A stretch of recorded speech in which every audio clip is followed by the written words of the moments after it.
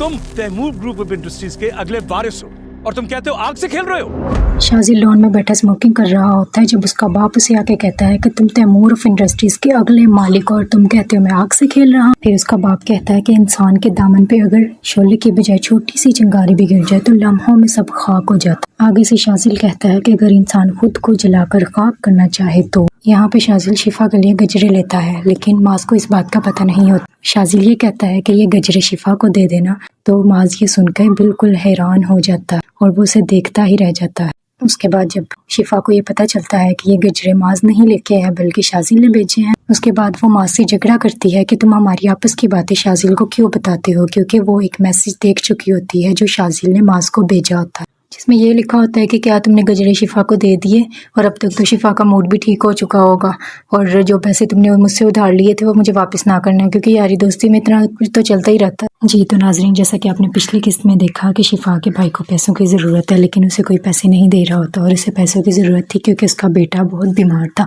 उसकी दवाइयाँ ख़त्म हो चुकी थी। पहले तो जब से शिफा की शादी नहीं हुई थी तो शिफा खुद कमाती थी और अपने भाई का हाथ बटाती थी, लेकिन अब तो उसकी सास ने साफ इनकार कर दिया कि हम बहू बेटी की कमाई ही नहीं खाते। इस वक्त भी शिफा के भतीजे को दवाई की ज़रूरत है, लेकिन उसके माँ बाप के पास इतने पैसे ही नहीं है कि वो उसको दवाई ला के दे सके। तो शिफा का भाई अपने ऑफिस में बात करता है कि मुझे पैसे दे दिए जाएं, लोन के तौर पे कुछ दे दिए जाएं, लेकिन उसके ऑफिस वाले पहले कहते हैं, उसका कोलीग कहता है कि तुमने तो पहले मेरा लोन वापस नहीं किया, अब मैं तुम्हें और पैसे नहीं दे सकता। तो वो काफ़ी देर बैठा रहता है, कहता है कि मेरी बॉस से बात करवा दें, लेकिन उसको अपने बॉस से ही नहीं मिलने दिया जाता।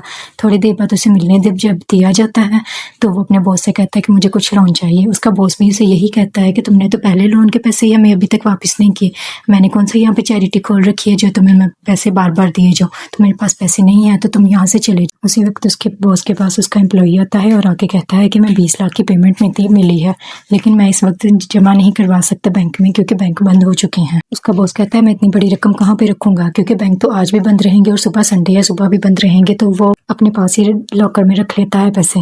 जब शिफा का भाई ये देखता है कि वो लॉकर में पैसे रख रहा है और वो ये भी देख लेता है कि वो इसकी चाबी कहाँ पे रख रहा है, तो इसलिए वो काफ़ी देर ऑफिस में बैठा रहता है।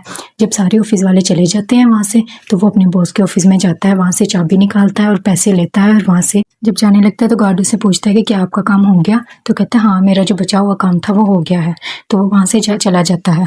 अब हम अगली किस्त में ये देखेंगे कि पुलिस वहाँ पे उनके ऑफिस में आ चुकी है। तो अब देखना ये है कि शिफा का भाई पकड़ा जाता है कि नहीं, क्योंकि जब वो पुलिस को देखता है तो वो काफ़ी ज़्यादा डर जाता है। तो अब ये ट्विस्ट हम अगली किस्त में देखेंगे।